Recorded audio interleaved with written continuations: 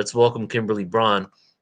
And she's a minister, author, speaker, retreat facilitator, and meditation coach devoted to helping others remember and live from the divine love within. A former Carmelite nun for over 10 years, she later earned her master's in theology with a focus on adult spiritual journey and is ordained through both Washington Theological Union and the Church of the Creator. Kimberly has served thousands through her TEDx talk as a meditation faculty at a mega institute, and through her books, courses, and online community. Her style is playful yet profound, inspiring others to reconcile paradoxes and awaken to their inner, deeper joy. So let's welcome Kimberly. Hey, Kimberly. Hello, great to be with Oh, you. so good to see you. How are you? Great, it's great to see you as well. You look amazing. Thank you. Lovely to be here. And I've got a great angle because of the way the light is, the sun Yeah. hasn't set, so it's like good, perfect lighting. You would know as Oh, it's somebody in perfect. the room. I just saw I saw that you were in the room for today. Were you tuning in for most of the day? I did not the full day because of other work I had, but I tried to jump in here and there. And it was really lovely to commune with everybody and to, it always reminds me about in this large field of all of these amazing individuals saying yes to who they are. Some of our language is so similar. So while it's really Yeah. diverse in our experiences, there's also these overlays of these similar themes that are emerging through Yes. us and for all of us. So I was loving the little bit that I got to hear. Yeah. Well, excited for you to be here, and you're gonna take us home with this one. I know. I thought about that. Like, oh my gosh, that's awesome. Yeah. Okay. I'll let you take it away. Go for it. Great, great. It's so great to be with you all. And as I was reflecting, even though I didn't get to attend the entire conference, I was meditating with and being present with all the speakers and the theme, and am aware that as I come into this space and contribute through energy, through words, that in many ways I'm sounding the same things we have been exploring. And it always gives me this image of a big field of wildflowers where each of the wildflowers is unique and gives off a unique fragrance. And yet somehow there's a similarity in its intoxication. And together it forms a bouquet that can really transport us. So, my hope is that you've had that experience through the entire conference and that you'll find the contribution that I have in a way allowing an integration to take place. I think the insights that I have to share, while unique in the way that I share them, are not unique to some of the things that you've heard over this 2 days. So that's my hope, is that we consecrate your experience, we integrate your experience, and we allow there to be a sacred closure that lets you walk forward from here feeling enlivened in your own life. It's so important because when we attend things that have such a high energy, in some ways, I don't know about you, but I don't even want to leave. It's like, let's just stay here forever. Let's stay in this conversation, in this moment forever. But inevitably, we're called forth into a world that has many other layers, so much diversity, and so much unique texture. So, with that, let's set things in motion. I want to begin by inviting you. At the end, we're going to close our eyes for a moment, but I want to invite you to close your eyes here and now.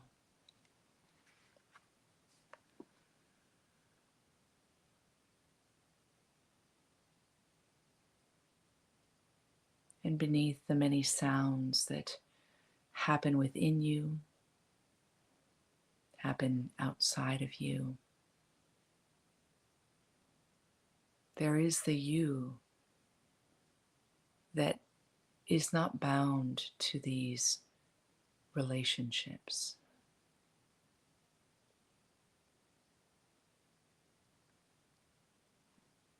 So I invite you to bring your attention to your heart and your heart chakra and feel, sense, or imagine the beating of your own heart. Bum, bum, bum, bum.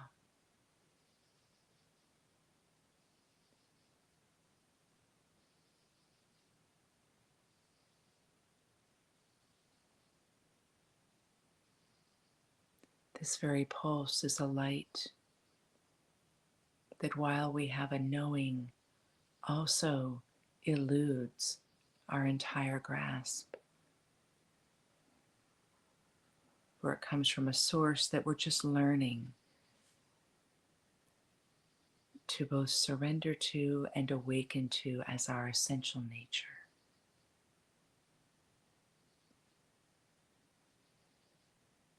With each heartbeat, allow this light to fill the cavity of your heart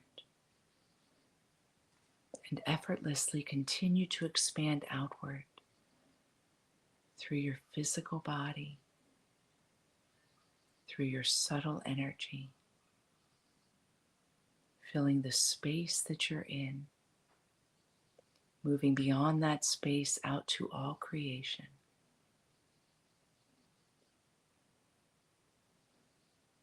Effortlessly holding within that connectivity all those that have been part of this conference, all past, present, and future, and beyond.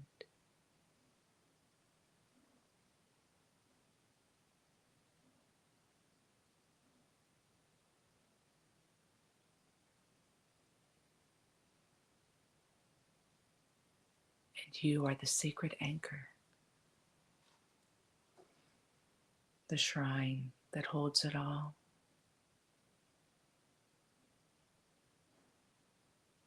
The agency that, through your being here, participates in the awakening of consciousness, individually and collectively.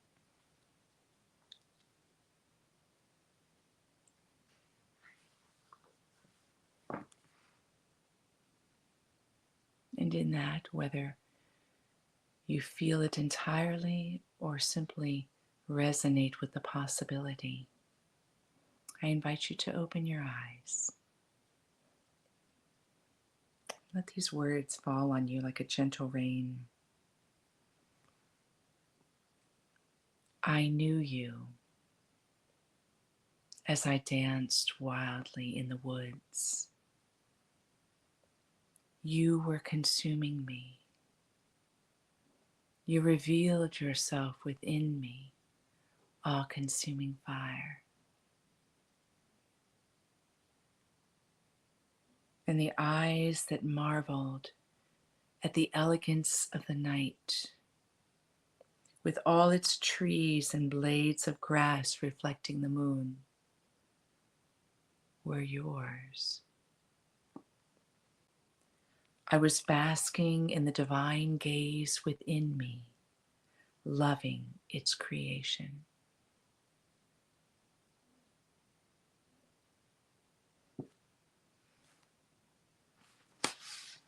I wrote that poem probably about 10 years ago, so about 2015 or so.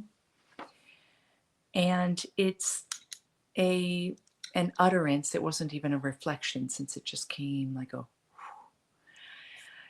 from an experience I had in 1989,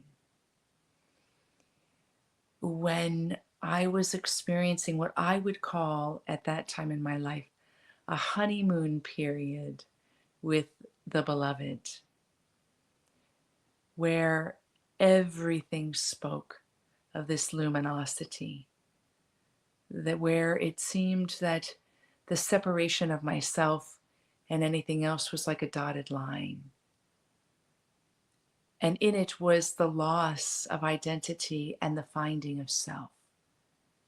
Not just in that moment, but in that period of time, there was an amplification. And it's interesting if you were to take that poem and apply it as a frame for our exploration here together, because you could note that there was an experience of remembering. And then you could note that there was a perduring, an enduring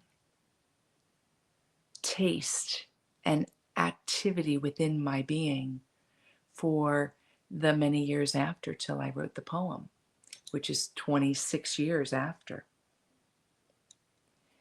And then you could note that the words that were written down are a seed form of the multifaceted experience of that remembering. And then you could focus on the fact that I read that poem just now. And for me, the aliveness, the sensual, embodied, fulfilled expression of the divine in form, for me, I could even feel in my being in this very moment.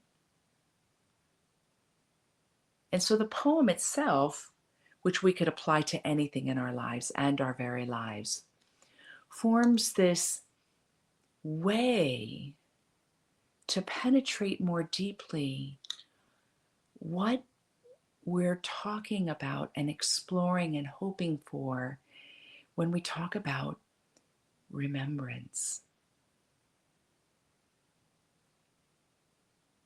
And it takes us away from the tendency that we can have in this incarnational form in a 3D world that sometimes we find ourselves aware that there's more and other times not.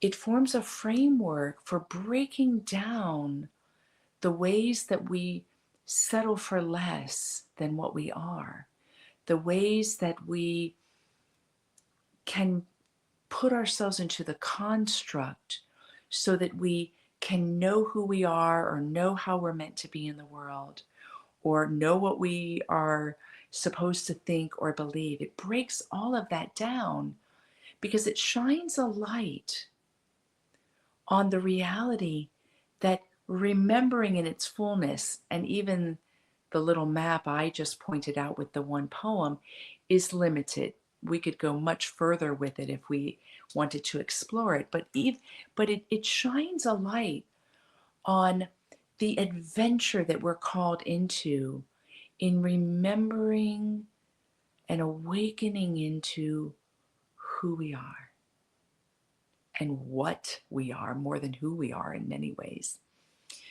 With my love of studying systems and theology and methodology and breaking through paradoxes, a more potent question oftentimes is what something is.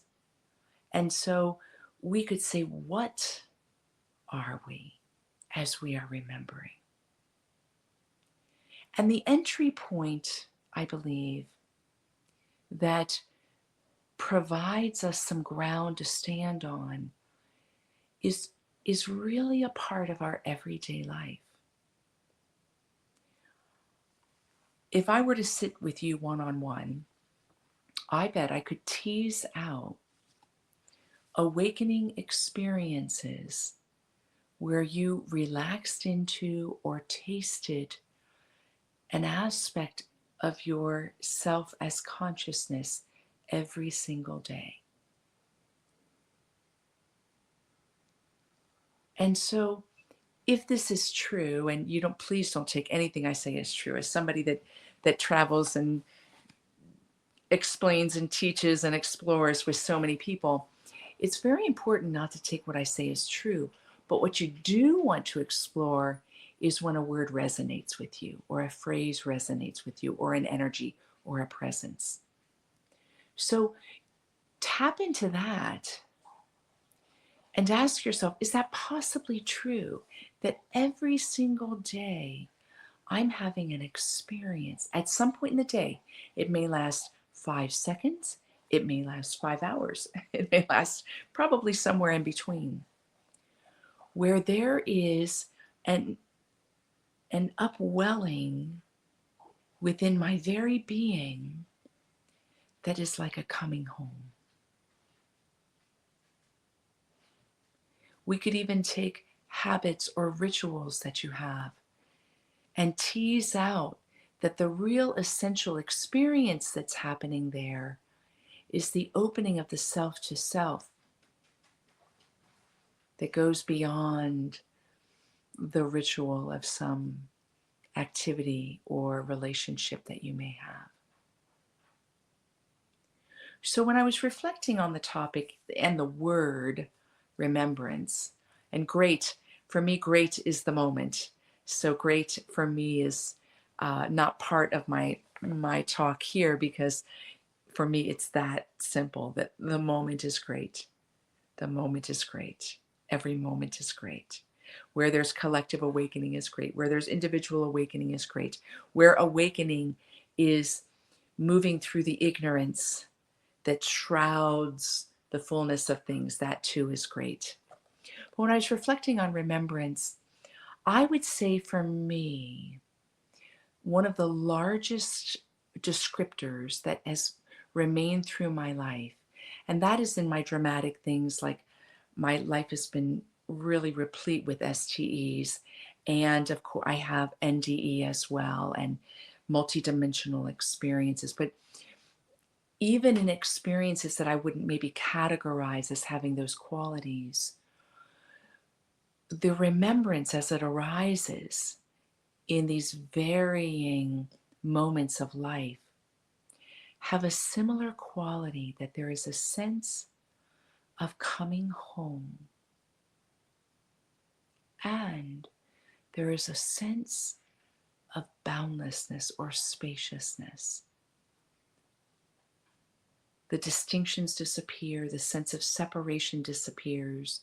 Like Rumi says in a poem, like a drop of water, I become the ocean. And I think that that is a predominant sign, if you're wanting to alert yourself to little signs to pique your awareness when these are happening for you and within you, that those are some of the signs that can be named the coming home. But I want to use that as a launch as you go forward from this conference. What for you is this indicator or a sign? Maybe it's not that. Maybe your language would be different. Maybe you would describe it differently.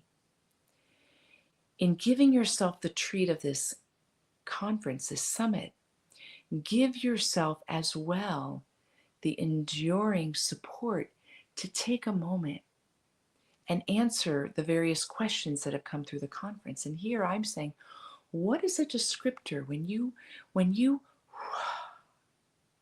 have a moment when you have come home to yourself, capital S, or have dissolved into a wordless peace, when you have experienced a sunset that has moved you into a sense of resonance and boundlessness, when you have held a newborn baby, when you have had an inspiration for an idea that is life-giving and gives you purpose, whatever the setup might be, let the setup lead you to answer the question, what are the qualities of this that are helping me to actually remember?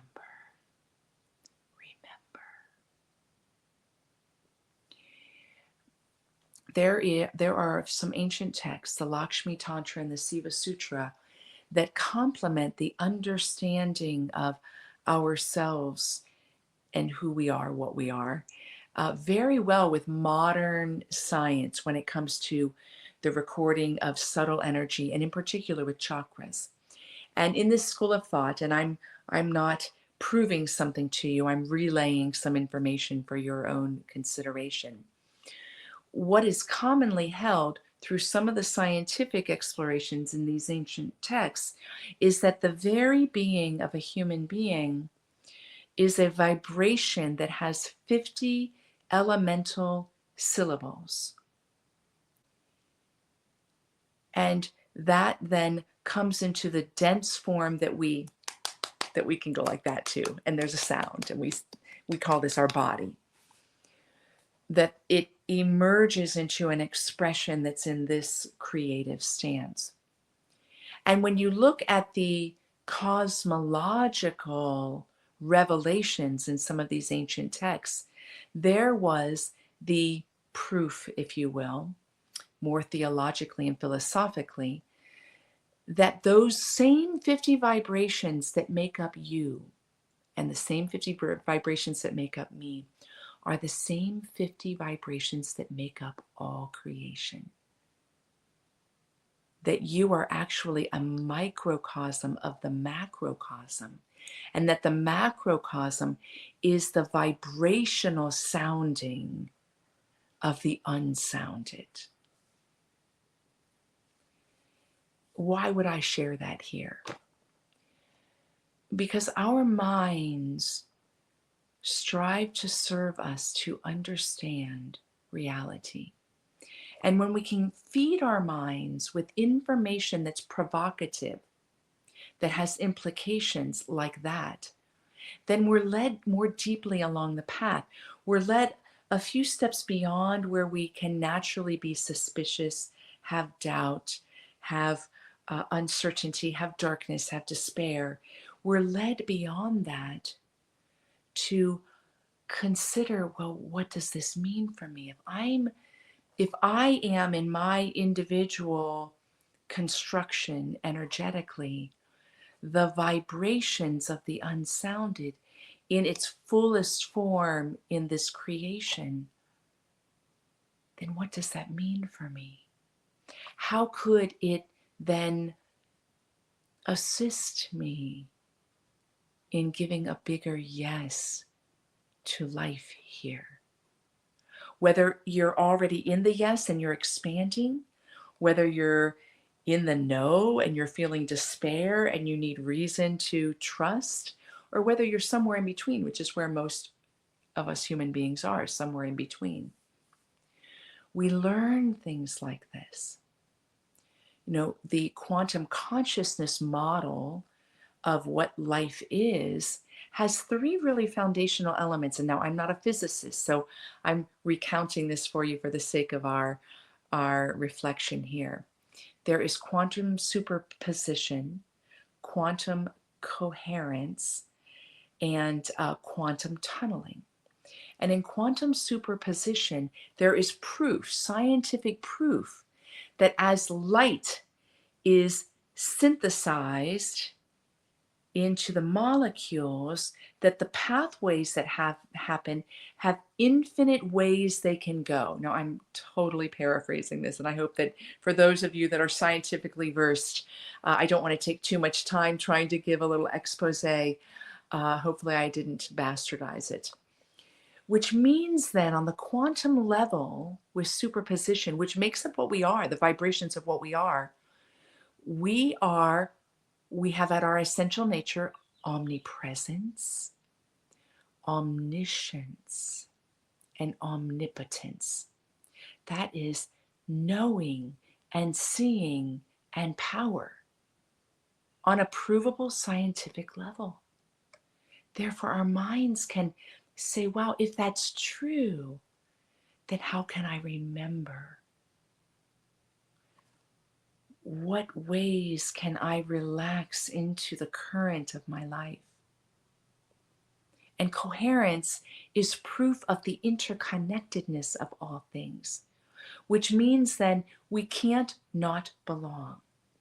I don't know about you. I work with thousands of people that wonder where they belong because their experiences are so unique.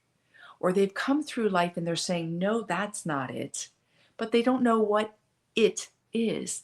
They're just impelled by a resonance that it's not that, but it's something. And there's the desire that we all have what to belong. On a quantum level, because of the interconnected nature of our being, we can't not belong. Because belonging is below cellular of our very being. So when you hear these words, what happens for you? Is there a little bit of a, what could that do for me? How might I, with my presentation and the many that came before, how could that stir me to remember?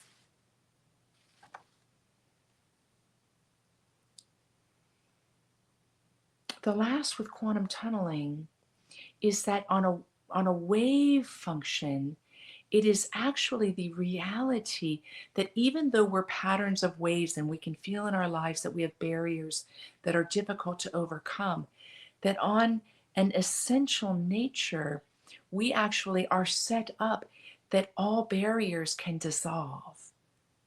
We're not set up to have barriers become concrete, like wounds we never move through or realizations we never fully embody, but rather on the wave-like level, we are wired, we are equipped for those barriers, you could say overcome, which I know feels like a good tactical language.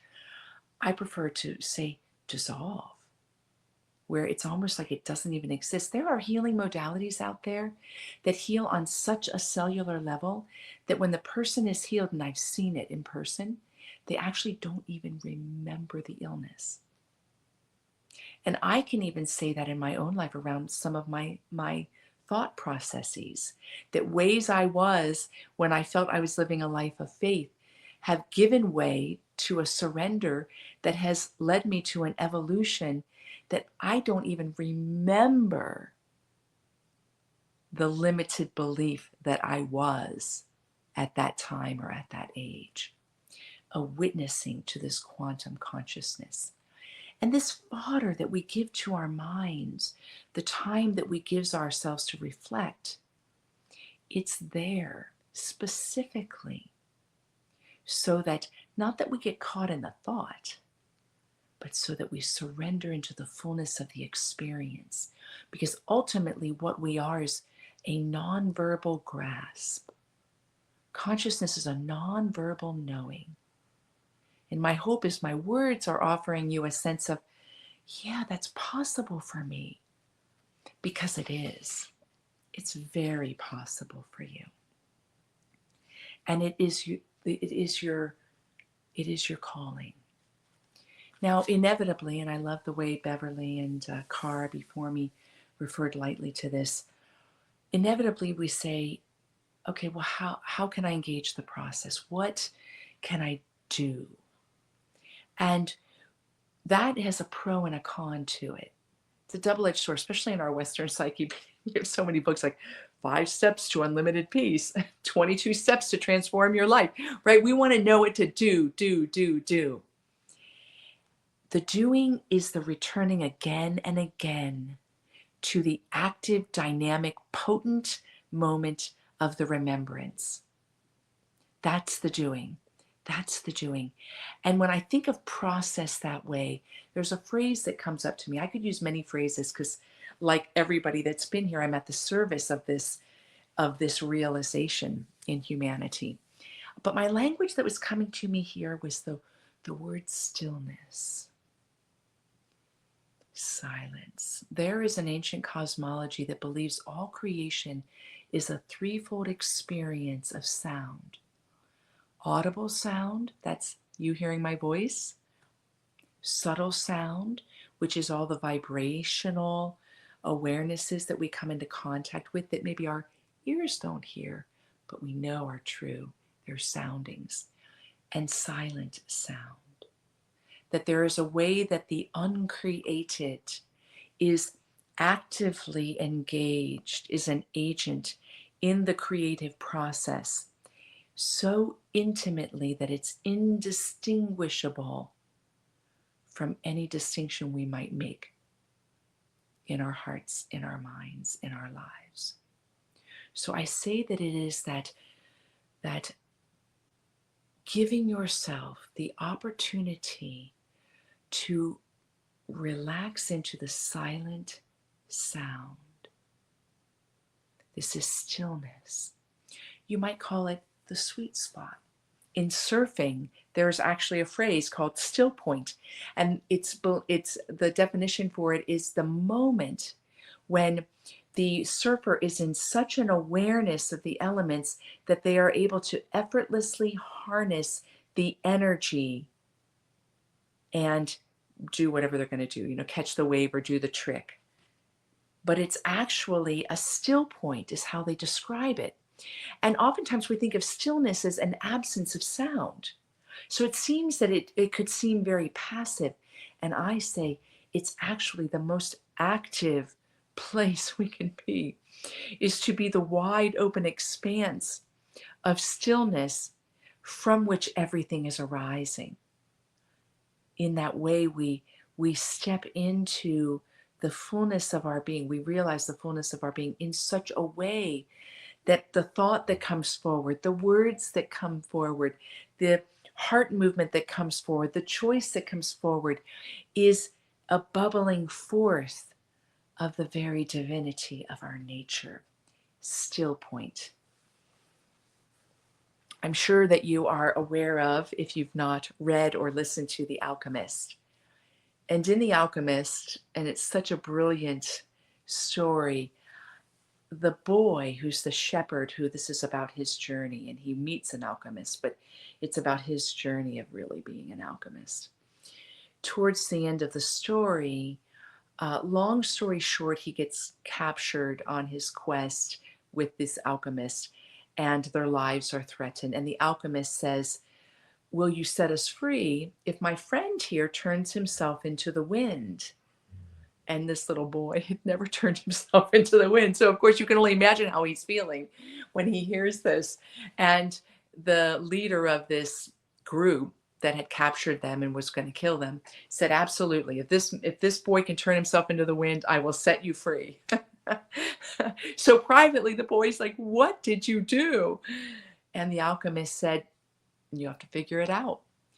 So the boy goes up on a ridge, and now the story is eloquent because it's all the story of dropping into this process of becoming intimate with the soundedness of his own being, the awakening of the remembrance of who and what he is.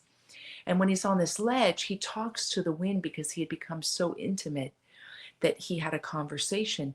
And he talks to the wind and tries to convince the wind to help him turn into the wind. And the wind says, "I don't have that power."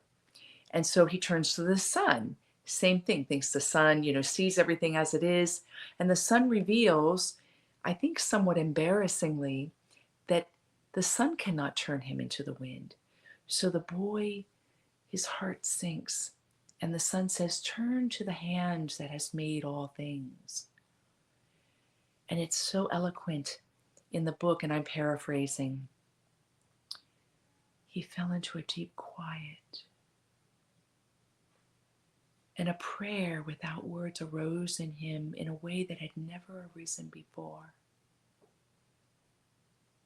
And he realized that all the world had a soul, and this soul of the world was his soul.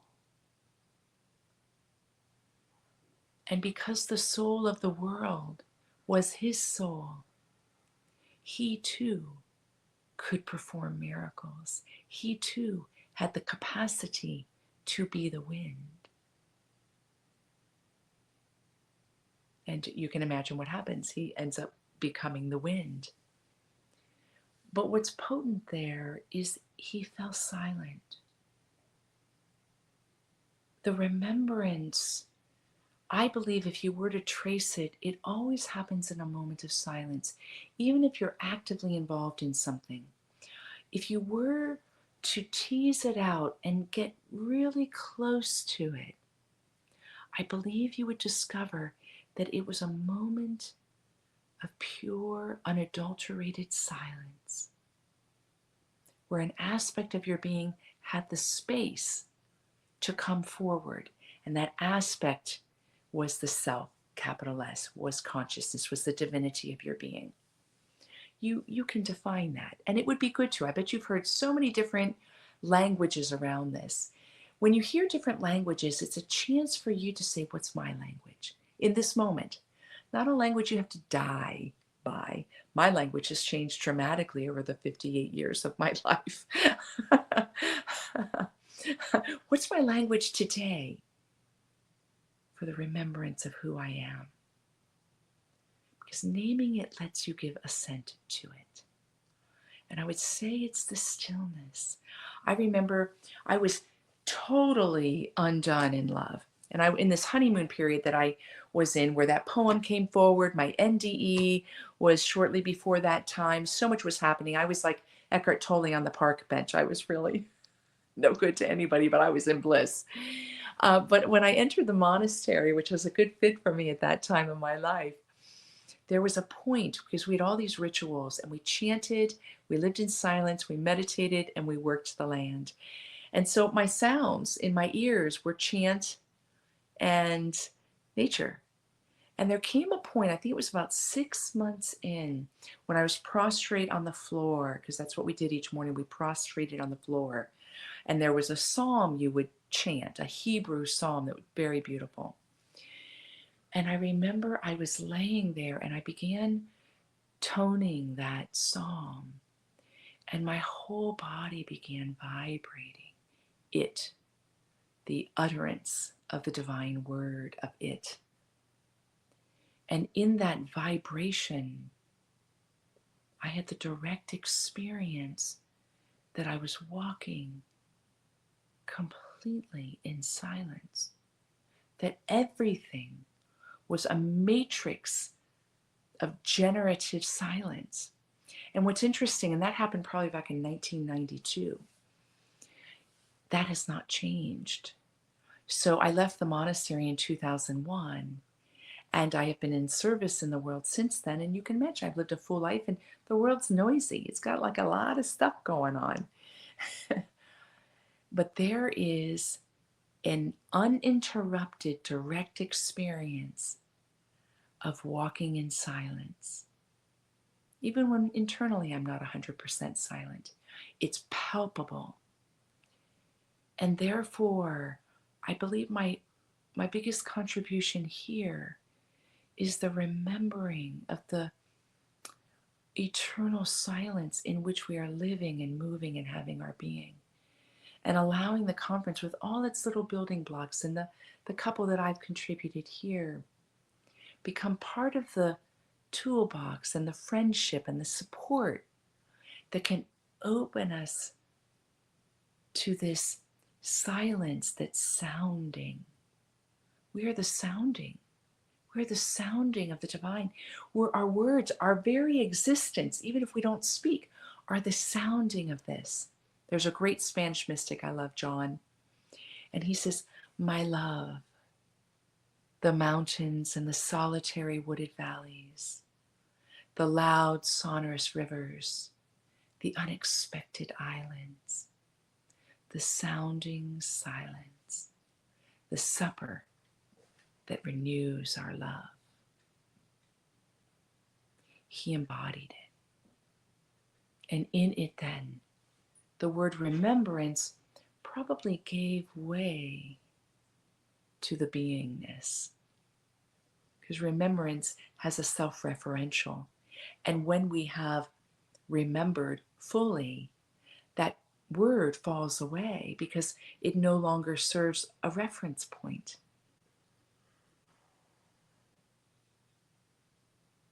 John says in another part of that poem, "Deep in the wine vault I drank. And when I came out onto the open field, I lost the flocks I used to tend. I knew no thing, and my one ministry was love." Ultimately, in the varied expressions that we have in being alive in this world, our ministry is the same.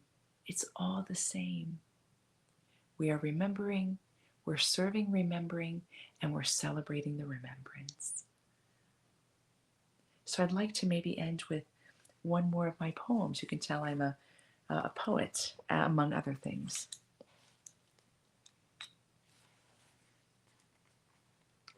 This is a lovely poem.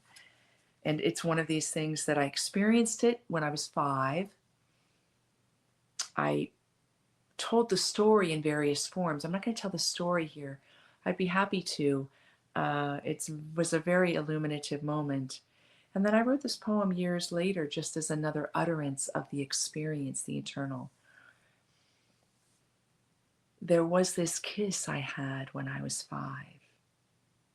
It sucked my lips off. and took them into etheric realms where they spoke the word of God. The words blew up leaves and inebriated the caterpillar.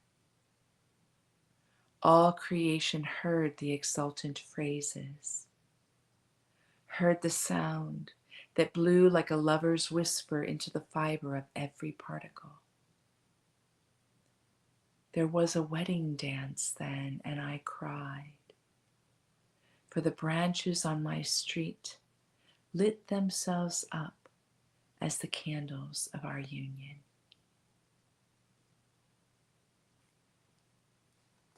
I think that you can hear and hopefully feel that that moment was a remembering moment, wasn't it? All creation had absorbed me into its dance. And in that, I had a series of insights that came forward from not from outside of me, but from within my very core, spoken like a whisper of the beloved, but it was also me, and laid the context for reality. And I'm ever deepening in that knowing, but it's never shifted. And when something is true with a lasting truth, you'll find that it never shifts, that it remains light and enlightening for you. It's when things lose that juice that there's time for closure or letting go. Just a good segue to the new experience of yourself, capital S. So thank you for giving me your heart and your time, for allowing me to infuse my own experience into this uh, very powerful and really important for our times summit. Thank you, Neil, Mm, and to everyone. beautiful. Kimberly, thank you so much. Thank you. The only way, the only thing I have is silence. I'm never gonna say I don't have words. I'm gonna say all I have is silence. I love that. Oh my God, that was so beautiful. Just the way you close it out with that frequency. Thank you so much. And you said you don't remember, basically shifted your consciousness. You don't even remember your limiting belief systems anymore, right? Right. And then later you were saying how that one day the word remembrance, the word will fall away because we have no reference point for it. That's gold right there. That's so cool. Yeah, and that is the real shift right there, right? Like I used to say, I'm gonna keep doing events until we no longer have to put the word unconditional before the word love anymore, because love is all there is. You know what I mean? And that's what's happening. Yeah, I love it. Thank you. Thank you for that big yes. Thank you. yeah. Thank you so much. And is there anything else you want to share? Where can people find out more about you? You have anything coming up? Yeah, I love that. Thank you so much. Well, come to the Mystery School at Sea. Yep. uh, I have always a lot going on, and my online community is very vibrant. But you can find everything. You can find my books, my CDs, where I may be speaking, my online offerings. You can even bring me in. I'm happy to go anywhere. Like Neil, I'm at the service of this, period. So if you want me to come to where you are, we can find a way. Reach out. But it's my name, it's my website, kimberlybraun.com. Everything is there. I have videos that I post all the time. I do have some blogs. I write less than I do videos now, but there is a lot there. And if you feel a resonance with me, I'm sure I'd like to meet you. So please do reach out and connect.